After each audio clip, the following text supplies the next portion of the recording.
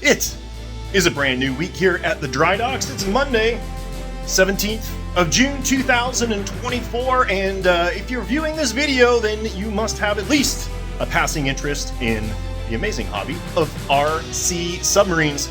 That's what we do at the Dry Docks, and that's what you're going to see in the video to come.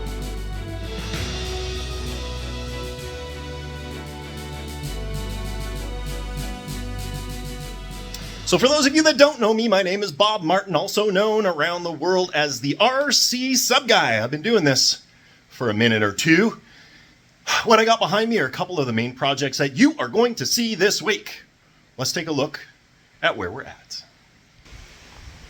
So starting in the back, this is a static buildup of our 1/48 scale Disney Nautilus kit. I've already finished chapter 1 of the build blog for this. For those of you who have the kit and want to know how to put it together, that dropped so you can get to where I'm at right now. And for those of you who don't have the kit, maybe it'll entice you to buy it. And if not, well, at the very least, you'll see how it goes together. Chapter 1 brought the boat to where you see it right here. Chapter 2 is going to focus on the optional salon kit, which you're obviously going to want to install before you button the boat up. So we're going to work on that a little bit here this week. The other main focus is this SeaQuest DSV from the 1990s television series, aptly named SeaQuest DSV. This was a static model kit that I put out a few years ago. We stopped production because of issues with our vendor, producer, and molds and all sorts of stuff. But there are quite a few of these floating around. And a good friend of mine, Nathan, brought his over and asked me for help to get it functional. Last week, we got this in the water. We got the trim dialed in, but we had some issues in the control aspect, pitch and yaw. So last week you'll have seen this was a kind of one large nozzle. I 3D printed an insert. Whoa, just like that. That has been installed. The other thing that I did was I went ahead and spread out the fins just another maybe 2 degrees or so. So right now they got much more room inside. They will not at all impact the thrust coming out of the nozzle, regardless of the orientation that it's in. And the way that I did that, guys, just so you know, I just heated up the fins, bent them to the correct position, let them cool, and there we are. The other challenge, and this generated the most comments online, was what to do to cover up these blank spots in the bioweb pattern, or bioskin pattern, on the boat. And I had a revelation about this, and this was actually confirmed by quite a few other people after I had thought about it. What I'm going to do, I'm going to show you my attempt. I'm going to use this spare part that we have here to create a mold. Oh, you can see that pattern. There you go. Maybe just a couple inches in diameter. And then we're going to spread some filler out over this, press that mold into it, and in theory, it should leave a perfect bioskin pattern where we have the filler. We're going to give that a shot, and we're going to do that right now. So I probably don't need to do this step, but it makes life easier. I'm going to use my Ease Release 200 mold release. I'm just going to hit this section of hull. Just give it a nice dusting. Now, silicone really doesn't stick to anything except silicone, and what I'm going to use, for the sake of simplicity, is just normal clear RTV silicone. Now, I could use, my proper mold rubber, and that would be perfectly fine. When you pour that stuff, or when you mix that stuff up, it's pretty liquidy, so you got to use this Thixotropic additive to make it thicker, and I could go through all of that hassle. This is just a quick and dirty mold, boys and girls. This works just fine. This is silicone rubber when it cures. It's air cure as opposed to, like a 2-part mixture. But it's going to work just fine. I've got a video out of casting up a control horn using this stuff, if you want to go check that out. I'm just going to let that air dry for a couple of minutes, and then we're going to smear some silicone on there, let it kick off, see what kind of a mold we can make. So just to show how easy this is going to be when I do it with one hand behind my back. No, it's not behind my back, it's holding the camera. But we're gonna make an attempt. So I'm gonna put a nice bead on here, and the trick is I want to try and avoid trapping air under the silicone and over the actual part. So I'm just gonna smear this around. I'm gonna need more. I need more. Bigger surface area. This isn't structural. It doesn't need to hold. It actually needs to conform. So you see that's the area. It's about 1 inch by 1 inch. So this is going to be plenty once it all dries off. All right, let's let that thing cure out in the air for a little bit.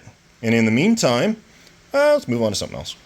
Well, while our silicone cures, and by the way, I peeled that other one off. I was prematurely extracting the silicone. I'm just going to let it cure overnight next time. We just need to make sure it's fully cured. That's what happens when you rush.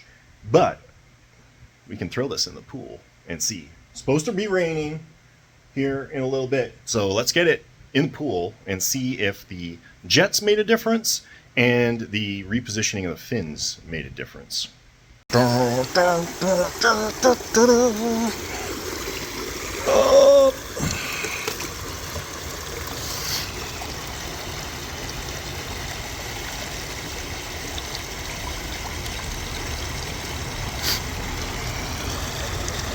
Makes it a little challenging in this pool because all the jets are there and they tend to push my boats around. All right. I think we're good. Let me go grab the radio. Turn, baby, turn.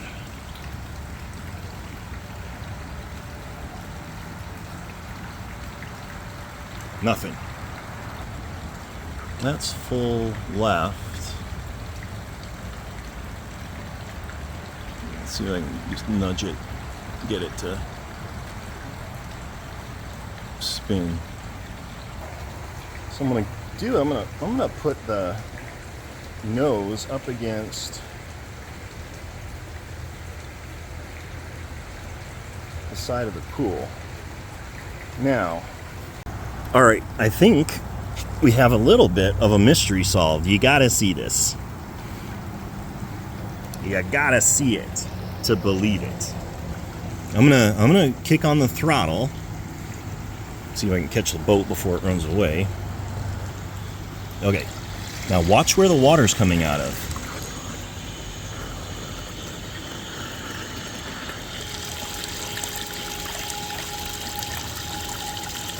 It's like nothing coming out of the middle, and it's all coming from around the perimeter. What the hell? That would probably explain a lot. Okay, boys and girls, explain that to me. All of the water seems to be coming from around the perimeter of the nozzle and not through the middle of the nozzle. And I don't understand how or why that is the case.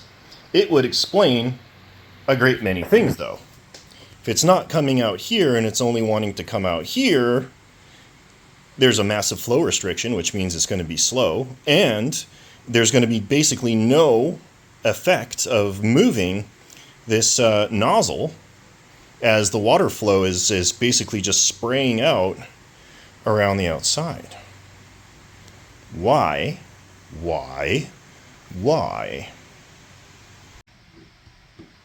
Okay, process of elimination time.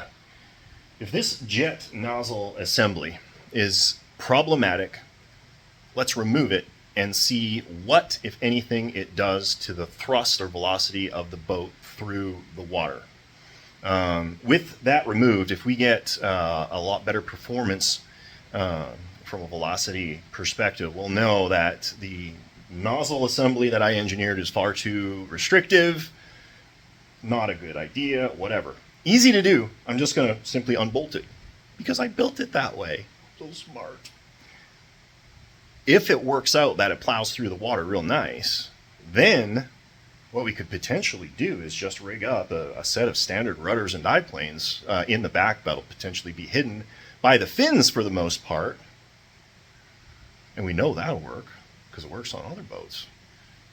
Let me unbolt this thing. We'll throw this back in the pool and see if it moves any better. Well, if this doesn't let it move water, ain't nothing gonna let it move water. Well, I got excited about taking this thing outside, but it looks like I got a faulty ESC in here. I'll take a look at it. Again, I don't think it got wet or anything like that. It stopped working. I got no throttle response here whatsoever. So, pull it out, put a new ESC in. I got a different brand that may work better. We'll put that in. I still want to get this in the pool today. I think we can do it. So this is what I'm going to go with. These are the ones I actually prefer using.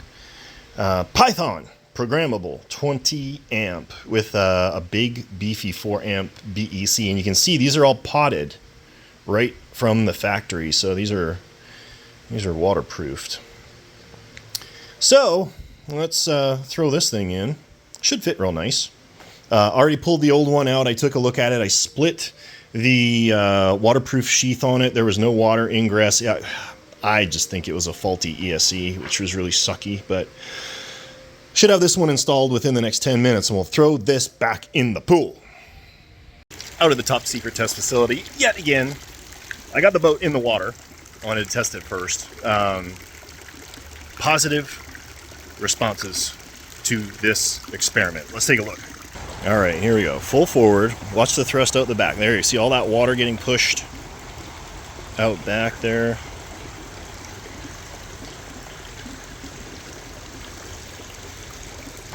But you know, I was really expecting way more speed.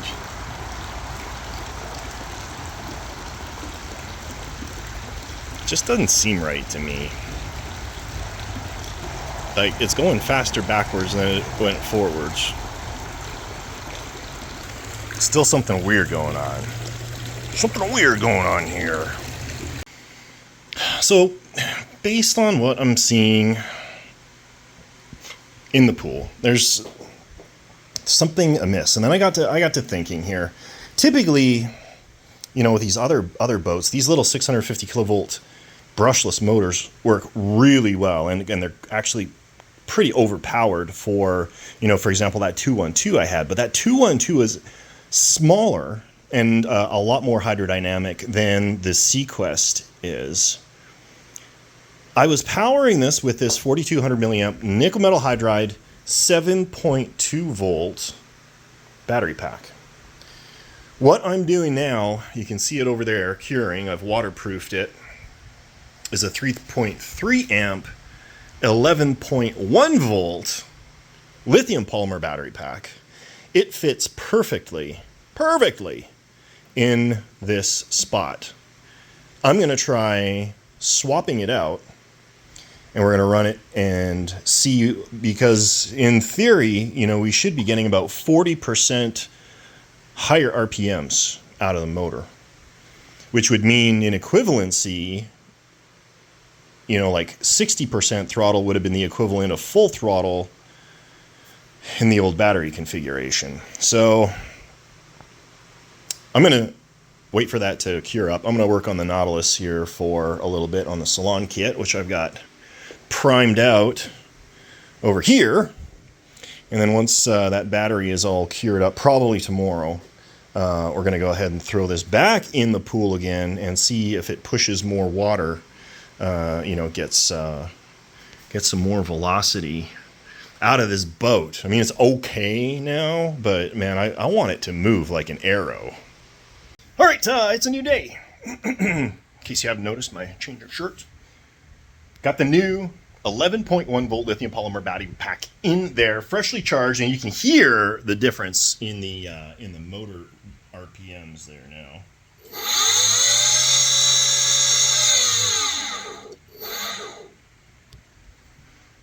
Off to the top secret test facility. All right, we're in. Or flood. We're good. Let's goose this thing and see what it does. Oh, whoa, whoa, whoa. Oh, that is like tremendous. That's half throttle.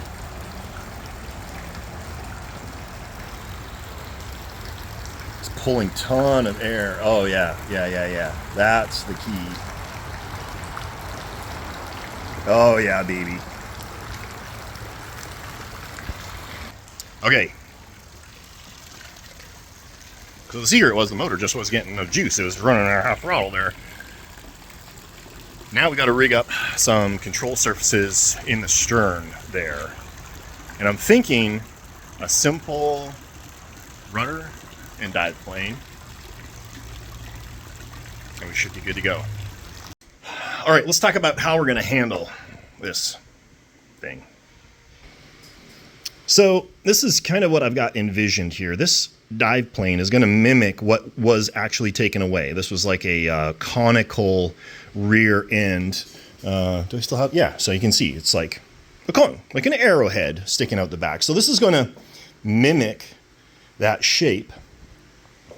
That's going to be a dive plane for control of pitch. And then we're going to do the same thing here, but I'm going to extend that out to make it a little bit more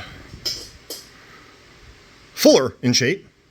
So what I'll need to do for the rudder, though, is notch it out. Good. I am super excited about the thrust that this was putting out. I think that was an absolute game changer. So I've put a slot in that leading edge there, and I'm going to be gluing that onto this 1/16 shaft, but I'm going to sleeve this with 3/32, which the 16th fits into. So push this in, adhere it into place. Same thing on the other side. That creates a frictionless or low friction interface between the control surface and the boat. And then all I need to do is create a little horn on the dive lever, dive plane apparatus. Slip it underneath and through and connect it to a servo. So that's the plan. Let's see if it survives implementation. All right, little update in terms of where we are right now. So we got rudderage and we got dive plane edge going on here. I'm not too worried about the cutout for the rudder because you can see that there's these outset little thin things sticking out. So really it would have created a pinch point for the flow anyway. So I think this is going to work. I think this is going to work pretty good. Basically, you can see I've got the 16th inch shaft in there and it's wobbly. You see it wobbling in the hole. And then I make these little bushings, and all you do is press them into place. And it pinches the dive plane, locks it in the correct centered position, and you can see also I've got the linkages all connected. Well, not connected; they're run, and then they just got to go to the servo things right here. So we're coming along. I'm just going to finish installing this, and then once we get it all done, I'll show you what it looks like in operation. Okay, we are all installed and ready to go. So we got our dive planes, we've got our rudders. Before we throw it in the water, I'm going to put the fins back on. That's how confident I am that these are going to work. All right, I have add quite a bit of weight to get it trimmed out, but it is actually a lot better. Let's take a look here. So this is about a 1/3 throttle.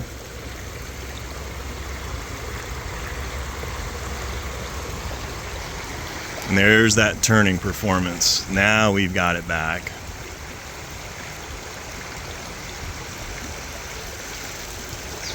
So I'm going to try and set up the phone, the camera, in such a manner that it'll film, and I'm going to try and get her to dive.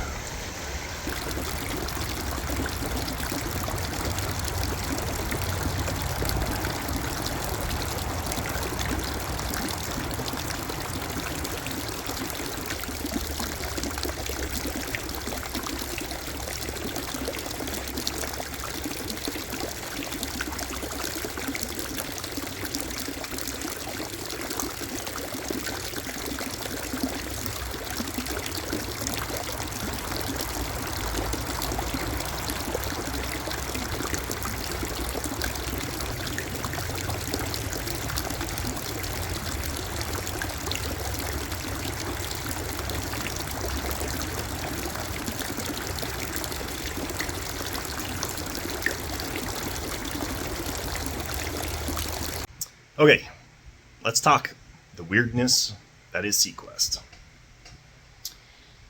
So, she has some inherent tendencies which are somewhat undesirable. First off, and I noticed this, or you would have noticed this if you're watching the video, without any control surfaces inside, so just with the prop pushing water out the back, it had a strong left turning tendency, like really strong left turning tendency.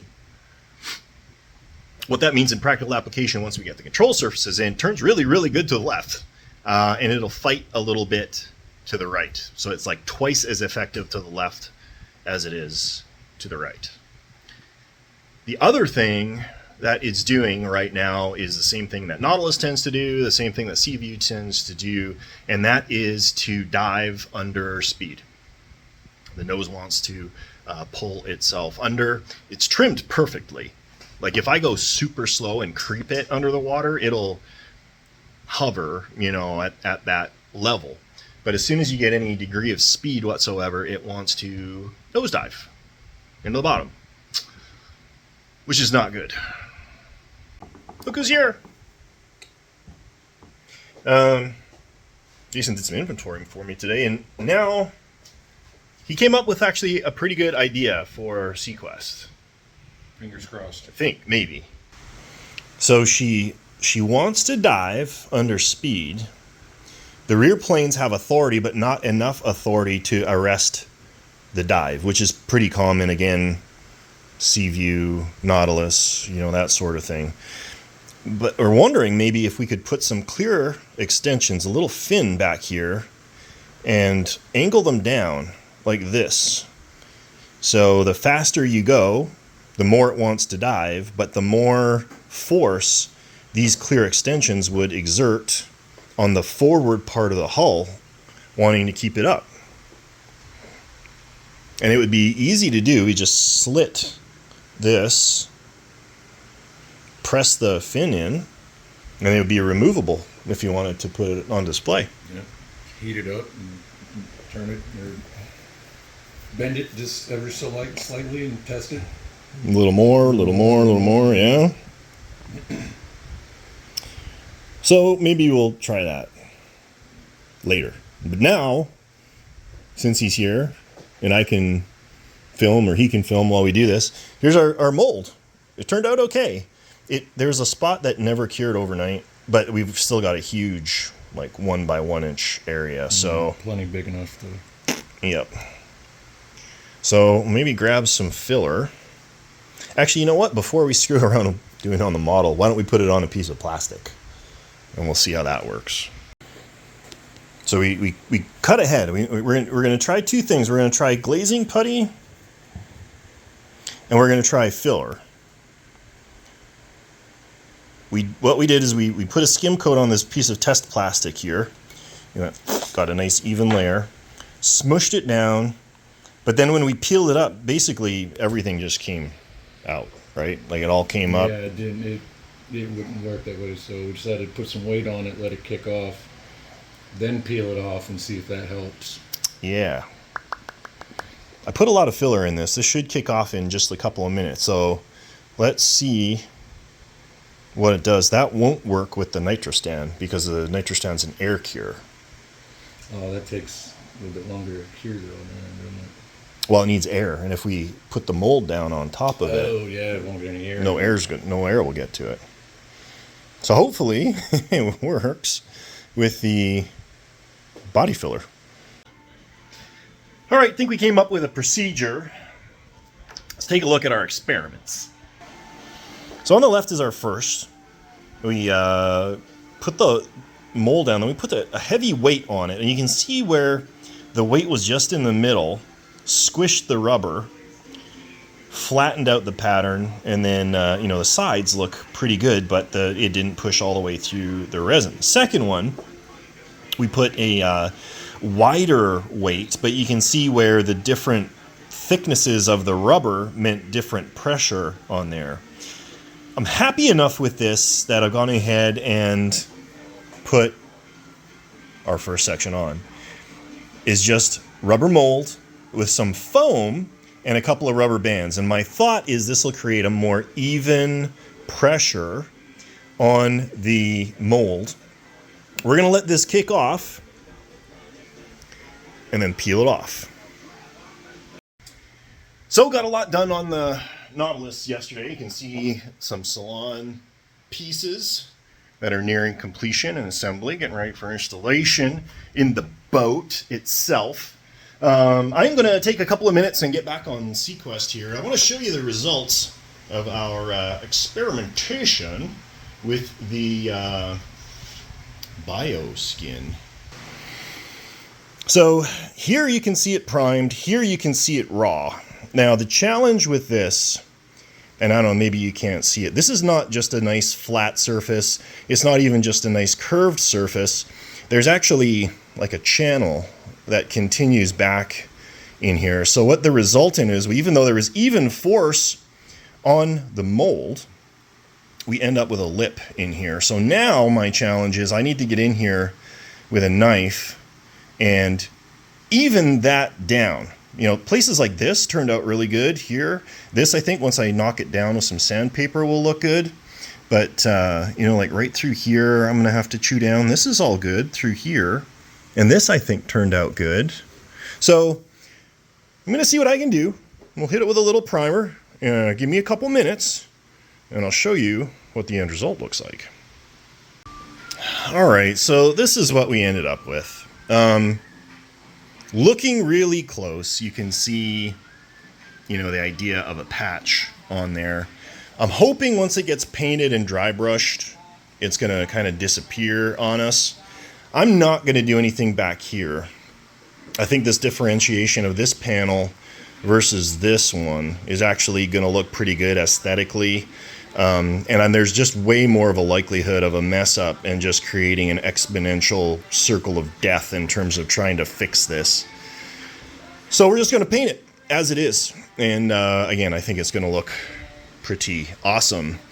So basically where we're at now is we've got to install these clear front planes that are going to keep that nose up under speed and throw it back in the pool. Although today is looking like it's supposed to be rainy and nasty. I don't know, maybe we'll do it when the guys are over. By the way, tomorrow night, we got a whole crew coming in, Texas crew coming in for a little bachelor party at the Martin household. We got Sub Ed Tortle coming in, Steve O'Connell, Von Schmidt. We're going to have a good time. We're going to have a shop day on Friday, and we are going to be going out to Fitz's Flotilla of Fun on Saturday. So, going to be an awesome time. You'll catch it all here on the video.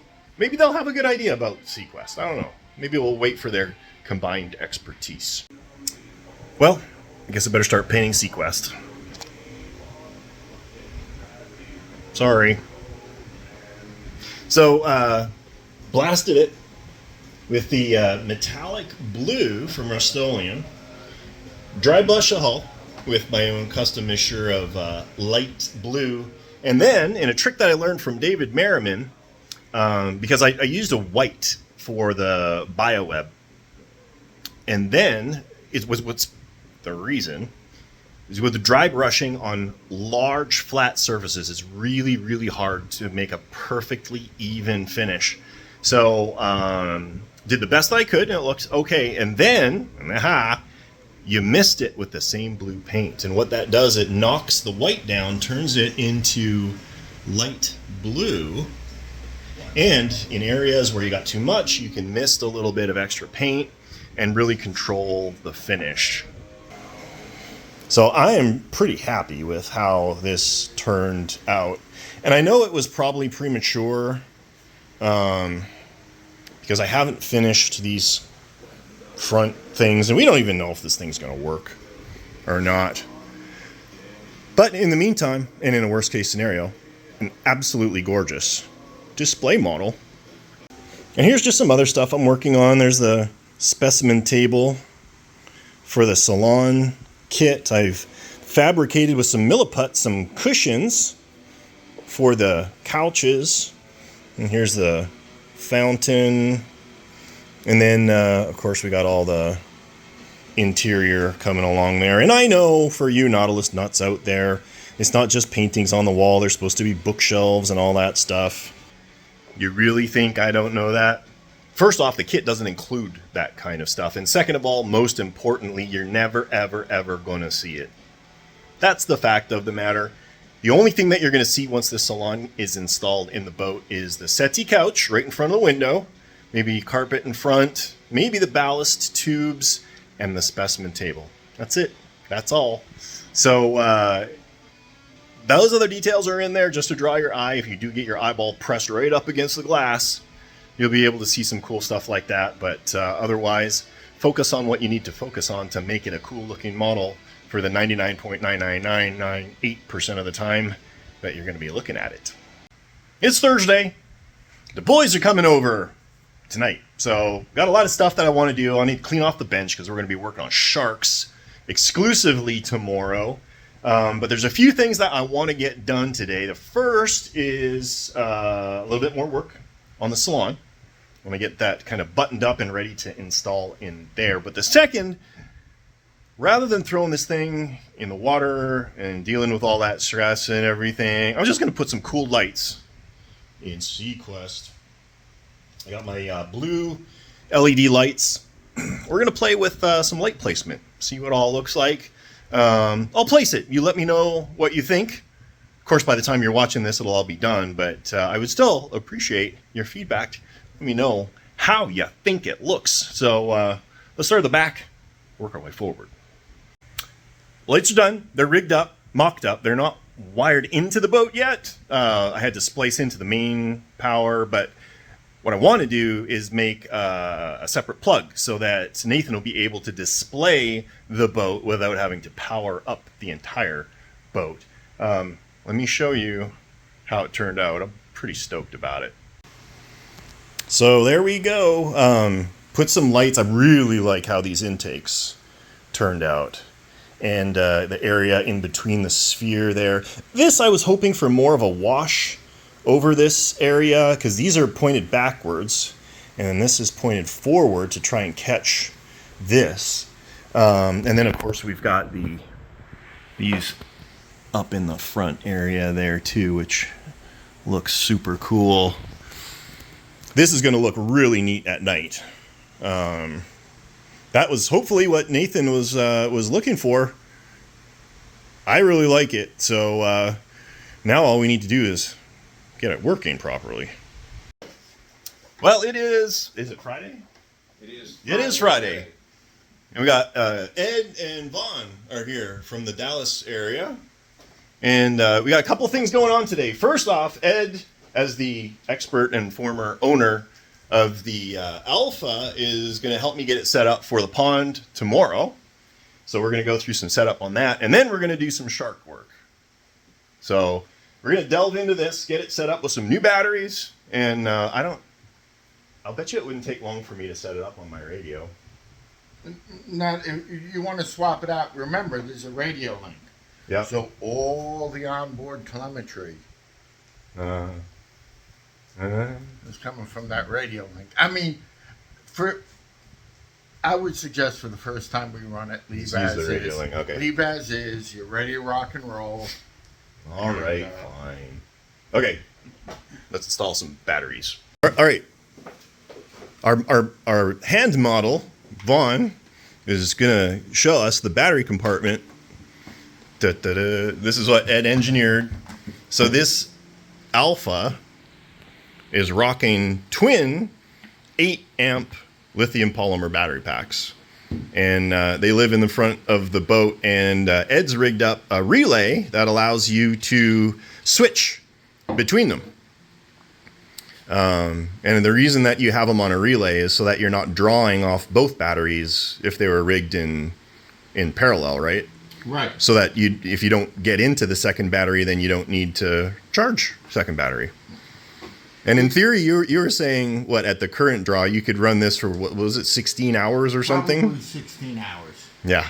The idea being is when I drive 800 miles to a show, okay, like to Subfest, I can run one battery down to storage voltage because I have fun thing about telemetry, I can see exactly where to bring the battery down to storage voltage. And then swap it over, yeah. Swap it over to the next battery and bring that down the following day to storage voltage. So they're queuing up the batteries, and those in theory just go in there. This is what we need to fix. There may have been a slight altercation with a concrete bulkhead, apparently. It's interesting this shaft is so long. Yeah. Oh, that's because it goes out. Actually, this is a good thing. So we're gonna do temporary repairs until we do a better cosmetic repair on this. Note that the shaft goes right through the dive plane, and there's no bushing in this outside. So as this rotates, it's just rotating in the resin. I don't typically do that. I usually put bushings in here, but I'm going to show you how we're going to repair this, because we need to trap this in place without fusing the drive shaft or the control shaft to a stabilizer. All right, weapon of choice. 5 30-second brass tube, and I don't know if you can see it or not, I chewed up the end with my Dremel, so it's all rough and nasty looking. What we want to do is open up this stabilizer to accept a 5 30-second bushing. So what we're going to do is pinch this tight and run this over the shaft.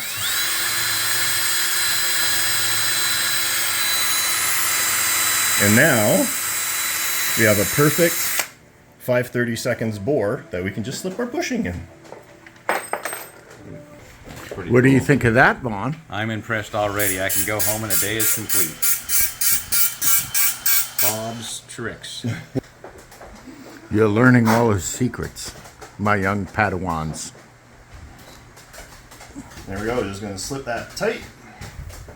And now, when that's glued down and fused to the stabilizer, we got a nice, perfect, smooth bushing for the dive plane to ride in. I'll even use black CA to match. This is rubber reinforced cyanoacrylate, so it's a little bit less prone to cracking. And actually what we could do, if we were going to keep these, which we're not, you could do the same trick on the other side, buzz in a bushing, and now you're, instead of running on the resin, you're running on a brass on brass bushing. And we got our paunchy lookout dude. Like, I think this came with that SeaQuest, or the SeaView. The SeaView. He's got a gut on him. But you have to paint them in Soviet Navy colors, or Russian Navy now. Yeah. All right, repaired, installed. We just fire it up and make sure it works. Absolutely, now, right? yeah. Oh, yep, you have power. All right. Okay. This is torque on it. That's a 520 watt Brushless motor. brushless motor. 500 pancake motors, they call them. 520 watt. Got 4 dive planes going on. This runs over the bracket. I wonder if it'll be better under the bracket. Yeah. Honestly, I don't remember, but you're right. Probably under the bracket. The bracket holds the 2 reactors, There we quotation mark, in place. There we go. Yeah, that is the way it worked. Okay. Although now we got more. I gotta adjust this a little bit.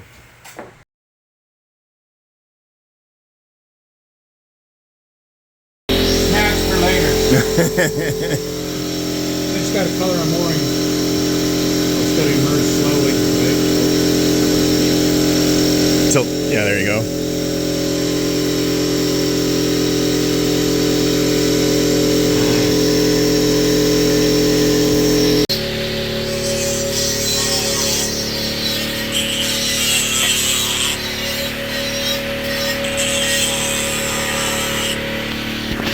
What do you think, Gracie? What are you doing here, Ed? The horror. The horror. Drying your shark's hair. No, we're warming the gills to stretch them open. Where's my tool? Here it is. Oh, okay. Folding them out. This feels like doing hair. This feels like I've seen Renee on a barber chair with stuff like that in their hair. Oh, yeah. Yeah. It's exactly, or between their toes. Oh, that's what it is. That's what It's Don't ask me pedicure. how I Oh, yes. Hey, you can market those as a tool for them. You know? That 3-car. And we got Steve. Hey! Just showed up. Just short. And Greg's here. It was planned. It's a party. Good. That thing in the corner running. All right, That Steve. way is- Steve is earning his keep here. He's got the new alignment tab for the angle 212 that you guys saw us goofing around with. It's gonna fit. Of course, it's gonna fit. It's gonna fit perfectly. Don't scare me, Steve. Just get it in there. Who designed this? There. Oh, look at you. Precision fitment. Nice.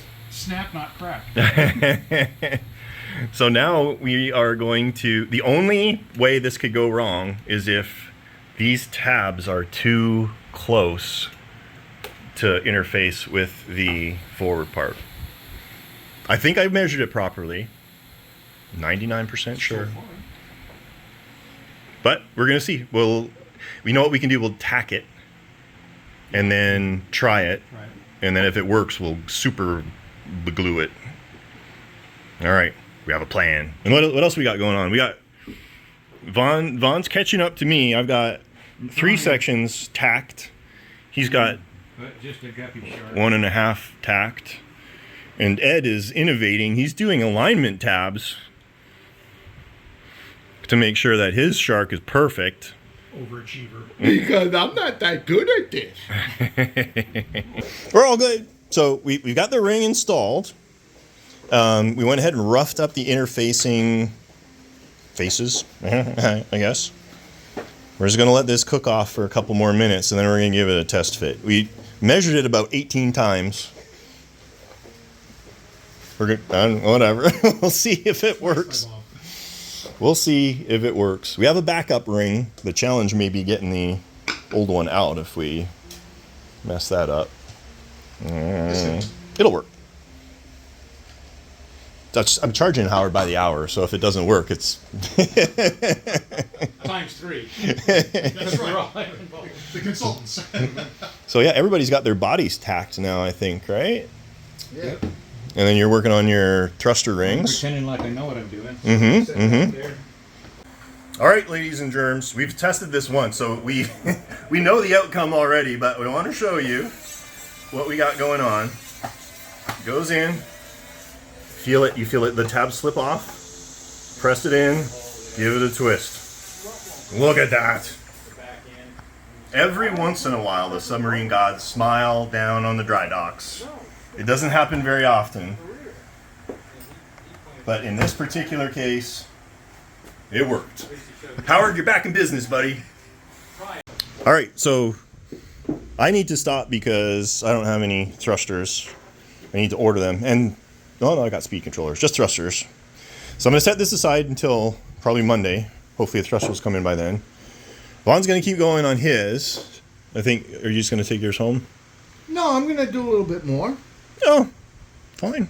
I'm going to get at least to the stage you're at. Yeah, okay. So it's just I got to finish the hole for the thruster rings Okay. and paint the intakes. Yeah. And we got Steve Vick, who's out there in his Miata. He's going to be bringing in his, what was it, Type 7? Type 7, I think. Type 7. So we'll touch base with him in a minute after he comes in and gets set up. So this is what Steve's got for us here. This is, what does he say? It was a Roby? It's a Roby. Originally a Roby. Originally a Roby U-47, yes. And it's been somewhat modified. Still in the process of modifying, yes.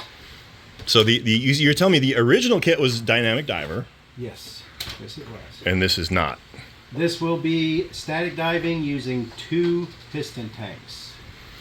So what we need to do, because there are spaces of a concern in here, because this is the maximum volume that we have to deal with, we're cutting down to 500 milliliter tanks, to 300-ish. 300-ish. Yep. Yep. If our math is correct. So we unbolted, undid, chopped, redid But now we need to shorten this, otherwise that when this goes, the limit switch will think that it is still room and it'll blow the back off of it. So we cut 50 millimeters off of the tank, so we'll cut 50 millimeters off of the spindle and chamfer, I guess is the word. Yes. Rechamfer the Recircularize. Yes. Put it in a pencil sharpener. Yes. Something like that. All right, so you need to pull that out? Yeah, I'm gonna have to take this all apart to get this one. Oh, down that there. looks like it'll be a 2-minute It's job. gonna be a chore. it's getting these screws Nuts all the way all off. the way down these threads. I have a secret for that. Do you? I do. Ah. All right. Where did I learn it? I don't remember where I learned it. I have a secret for that. Doesn't matter. You're the RCSubGuy. What now? What are you taking up my workbench with? What's this? This is a little project. This is my Type 23 from the Bronco kit with a Maximus model bow piston gut set in it. And I wanted to be more like Ed Tordahl, so I wanted to modify. Everybody does. Wanted to modify the radio programming so that I could, in addition to my regular left stick throttle, add one of the knobs in as an additional throttle. So it's kind of a set and stay in place, leaving the one free for quick maneuvering. With the goal being better control at periscope depth, with Ed, which Ed seems to be the master of. So we're here at RC Subworks to get that consult done here, and Ed just helped me with the programming, and it's working great. Yeah, that's a pretty slick cylinder. Yeah, it is. They did a nice job on this, and it's all 3D printed, except of course the tube here. But it is a piston tank. You can see it Oh, look operating at there. Works really well. Got this running nicely at Cohutta last year, and I'm looking forward to bringing it back this year for Subfest and running it some more and not having to work on it so much. Just drive it. Yes, that is always the goal. Thanks, Ed. So what did we just do here? We added a pot to his throttle. Mm-hmm. So he has his normal throttle. You have this spring loading, huh? Yeah, Okay. on purpose. On purpose. However, because proper drivers don't need to tweak their throttle all the time, we also added so you can operate it from its knob as well, so you can leave it alone. Out of curiosity, give yourself a third ahead on the That's what we're annunciator. doing. Now go reverse. Back emergency. Still works. That's pretty cool. Okay? Because I'm special ed. All right, the whole crew is out here because we want first row seats to Nathan throwing his 202 in the water for its inaugural sinking. Controlled sinking. Pre-mission testing, looking for bubbles.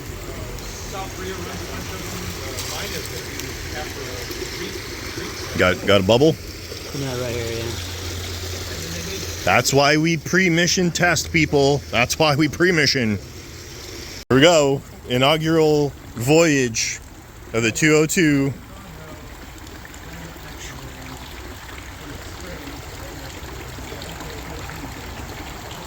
Whoa! All back emergency.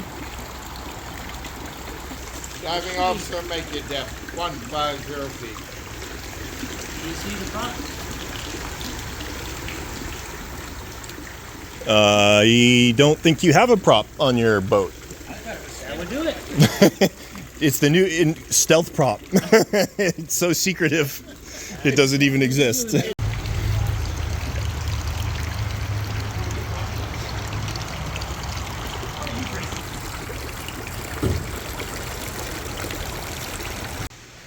So we figured it out. It just backed off. That's all that happened. So we put a stainless nut on there, and we'll torque that on. We'll need some needle nose pliers. See? Better it happen now than at the pond, right? Yeah. Can you get it on further, or is that as far as the thread or the prop threads?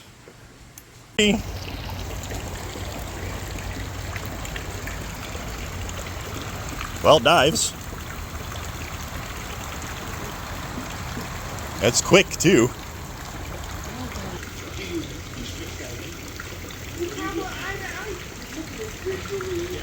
There you go.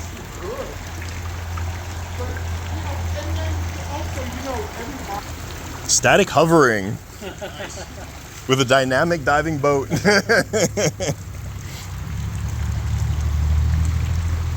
I mean, the trim is dialed in. Yeah, but I'm telling you, it's like 0 throttle and it's going. Is your I haven't done a paint job. is your rudder working? It is working, but it does get stuck. It looks like if I give it too much throttle. Oh. Power. I'm not sure the cord I have on there is the best kind of cord, but it is working. You know what? Here, I'll back it up. I'll put my hand in front of the nose and just goose it, and then. You should be able to, yeah, swing that back. Okay, see what she does. Oh, right there. Yeah, it's not even turning. Prop stop or the rudder? No, you're the rudder. Power? Yeah, you're right. So you think that the rough is preventing it from Yeah. Good. it's overpowering? Did you say you have a cord, like a push-pull setup? Okay, yeah. All right, we got the whole crew here. We're gonna watch Gray Lady Down. And we got pizza ordered. I can't think of a better way to spend a Friday night.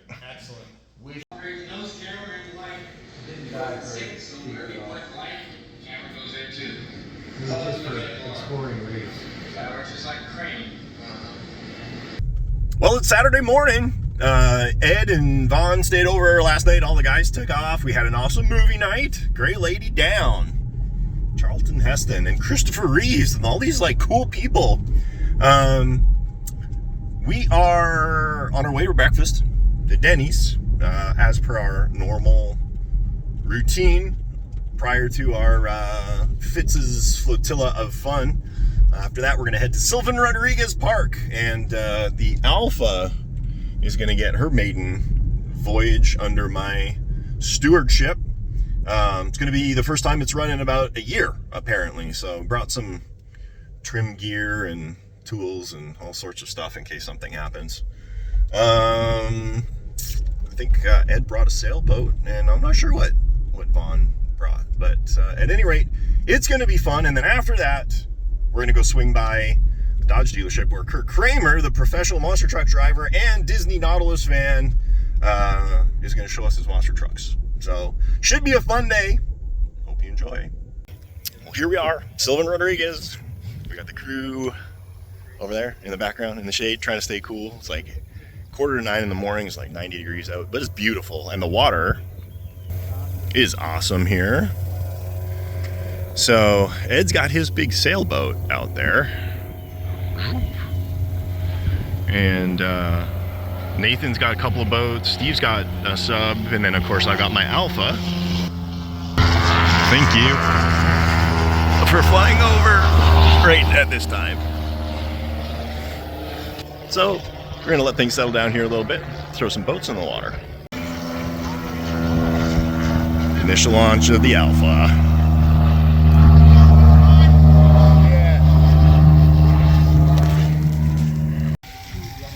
Here we got Steve's Type 23, newly tweaked. So how's it working? Okay, still not trimmed right, fore and aft. Looks like once you're underway, it actually, once the control surfaces get a little authority, it actually looks pretty good. It does. Porpoising a bit. Yeah, well, I'm still playing with stuff here, so I'm trying some different speeds. I've changed the throttle programming. And Chopped up some weed.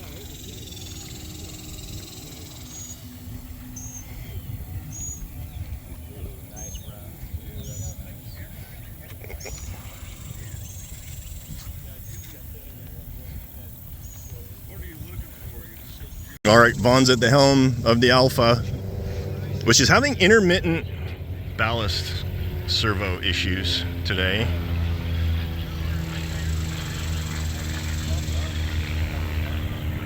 Drowning your CO though. I know. Poor Beck. I'm not full throttle yet. That's that is fast. That's clipping. Make sure no one's out there. That's moving. It actually holds periscope depth better than. Throttle right there. I've never worked with this. Is that a two? It's two part.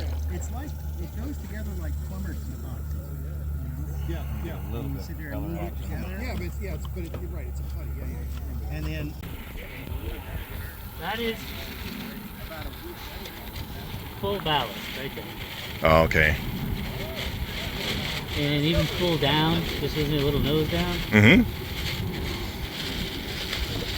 Like that's full down planes, which I could probably get some more down planes. But that's full ballast. That's all it wants to do. Well, I mean, I've got more weights. Well, okay.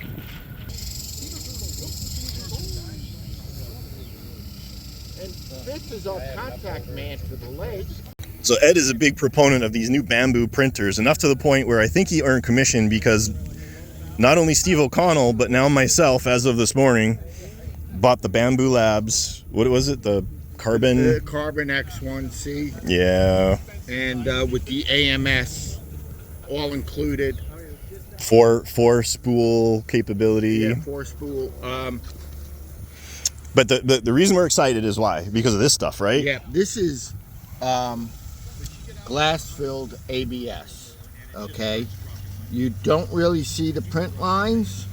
You feel it has like a stippled finish to it, okay? This is like injected molded, right? Mm-hmm. And I printed that too. And there was no delamination, no warping, period. It is the printer for the people who don't want to tweak. Yeah. You want to print your preferred material. The important thing is this print here, the radio tray. This is 2-color ABS print. Think 2-color print like these colors. You have a flying sub. Or like you said, skipjack or something like that. Skipjack, Black on red top and and red on the bottom. There's Nathan's Marlin all dialed in.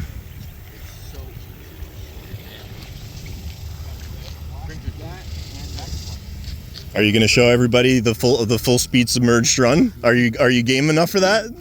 I will hand you the train. You can show them all that. I was terrified just watching you do it. That thing is a freaking rocket, but man, does it ever handle good. I would just goose it and it'll pull itself down, and then you'll get radio on your up planes. I'd circle around and come in here-ish. Warp speed.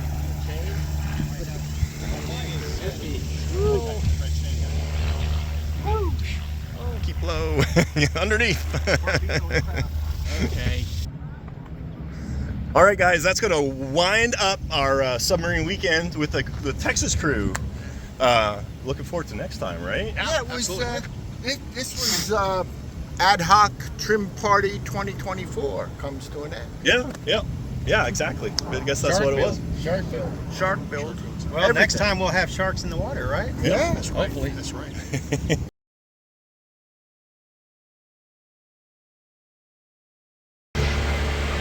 So this kind of gives you this isn't like a full race truck, but it kind of gives you the idea. Sure. This is where our guys, this is where we start learning how to drive. It gives you a feel for the size and rear steering.